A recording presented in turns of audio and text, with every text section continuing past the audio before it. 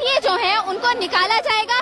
Chronology हमें समझाई थी, हमें क्रोनोलॉजी तो हमें याद रखना पड़ेगा ना। We can not forget the statement of the home minister. अब ये कंफ्यूजन फैला रहे हैं। The prime minister says one thing and the home minister says the another thing. Now how do we get over this confusion? ये confusion तो prime minister और home minister. Prime Minister has clarified after that to say that there is no plan in the government to bring an NRC. Why doesn't the Home Minister come out and give the... Prime Minister... No, but the Home Minister... Okay, did the Prime Minister tell the Home Minister that you are no longer the part of our government because you are giving statements that are not according to our policies? Did he say that? He didn't. The Home Minister must come out, apologize to the nation, which he has... You see the situation that our country is right now. People are on the roads. The public property has been damaged. Why has all this happened? Because of that statement of the Home Minister. Why does it... What is it that you do? How old are you? What is it that you do? Why you protest? I am a student and I am protesting for the right of my existence in my country. That is why I am protesting. The right that they are nobody to question me. I mean, this is the government. We are the people of India and we give them this right to come and rule over us. It's not us who's going to answer them. It's them who are going to answer us whether they are capable of governing this country or not. And they are not going to divide this country. We are not going to take it. The people of India are not going to take it, no matter how much they want it. How does the Citizenship Amendment Act impact your livelihood as an Indian citizen? It impacts my constitution because my constitution says that this is a secular sovereign republic. The people of India are equal. Now, how did they dare come up with a law which would decide citizenship on the basis of religion? Really? Is that the India that Gandhi fought for? Is that the India that our freedom fighters fought for? This is not that India. My forefathers have given their blood for this soil and we are not going to let them waste this country like that. We are not. This is not about Shaheen Bagh versus people. This is not about a number of Muslim women sitting protesting for something. This is about the people of India versus the government of India. This is simply that. And they are feeding a false narrative to everybody. But the people are standing and that's why people are on the roads. It's not only Muslims. It's not only these women. There are Dalits on the roads. There are Sikh on the roads. There is the intellectual classes on the roads. The student community is on the roads. The students have started this protest, Rahul. You have to understand this. This is not a protest that has been started from a madrasa or a masjid. This is a protest that has been started from universities. And the youth of the country knows the agenda of this government. And we are not going to let them... The government can say that the Citizenship Amendment Act only impacts a handful, maybe a couple of hundred people. There are so many people who are protesting. The government will say there is no... No, this is like, I don't know why they have created this narrative that we are not understanding it. Every person here knows what's happening. There is a sense of insecurity in everyone's heart. We don't like sitting here. It's such, like the state of this road is just like the state of every person's heart in here. We feel insecure and it's your duty to come out and say that, and soothe us and tell us that no, you're secure here. If not us, at least soothe the people you care about, who you can identify with the clothes, and tell them, like, what's the condition of the economy of this country? Look at this. It's terrible. The government says when people from their party or from a different point of view try and come here, they get chased away, they get booed, they get... May I answer that? It's because you see how we are portrayed by those channels who are booed away. They call us names. They do a character assassination of this whole place. And because of that character assassination, now the government has hijacked this protest as their election manifesto.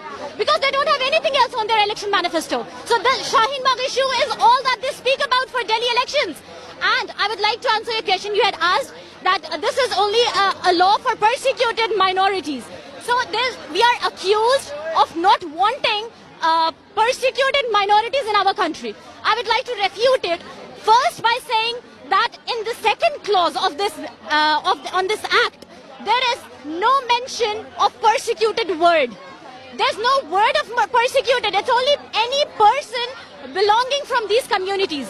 So it's very clear that the Muslim community has been dropped out of this act without the mention of persecuted communities. So there is no mention of persecuted minority. There is only mention intervention of any person. So first of all this. And second, if we are a secular state, then how can anyone give citizenship based on religion? If they want to give citizenship to those who are refugees, except Sri Lankan Tamils, why they are not being accepted? The latest opinion polls show that the Shaheen Bagh protests are actually helping the BJP by increasing its vote share. Are you concerned that this could become Hindu versus Muslim, majority versus minority kind of issue, and instead of the vote being on education, on health, it could get starkly polarized along religious lines? Well, the BJP is trying its best to do that. I mean, we see the BJP people who are giving extremely problematic statements and they are not being held accountable for that. The only thing that they get is an EC notice. No, they are trying to disrupt the communal harmony of the national capital of this country. They should be held responsible for that. There has to be an accountability in a democracy like India. They should not be allowed to get away with things like that. And secondly, BJP is trying to communalize the issue to just for the vote bank, and this is really shameful. I mean, this is extremely. We as the people of this country, and especially from Delhi, we should question the BJP people who are trying to hijack this protest.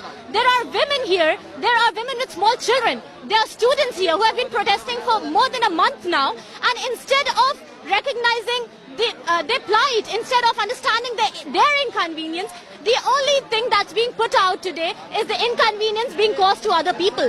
But in this winter, chilly nights and rain, the women out here, I mean, we can understand the irony of BJP government's statements from the election campaign advertisement that the BJP has put forward. On the second line, it says, "Teen talaq se chutkara dilwaya," and on the third, and on the next line, it says, "Refugees ko hum bula rahe hain." The same community जिसके बारे में आप ये कहते हैं कि 3 तलाक से उनको छुटकारा दिलवाया है, उसी कम्युनिटी को आपने नेक्स्ट स्टेटमेंट में ड्रॉप कर दिया है. So is this not your hypocrisy? एक तरफ आप कहते हैं कि मुस्लिम महिलाएं उनकी बहनें हैं जो रोकर उनके पास आती थी, तो उनको उनकी प्रॉब्लम को समझते हुए उन्होंने इतना बड़ा एक लॉ पास किया. वही मुसलमान महिलाएं यहाँ पे बैठकर उनसे सवाल कर रही हैं, and they don't have the guts, they don't have the leadership to come and address them. They don't have the leadership to come and address their questions. They don't have the leadership to come and address their problems. Is this what a government looks like? And what the BJP says is, we have invited them and they're not ready to come. Is this how a government is supposed to address their people? That they send invitations?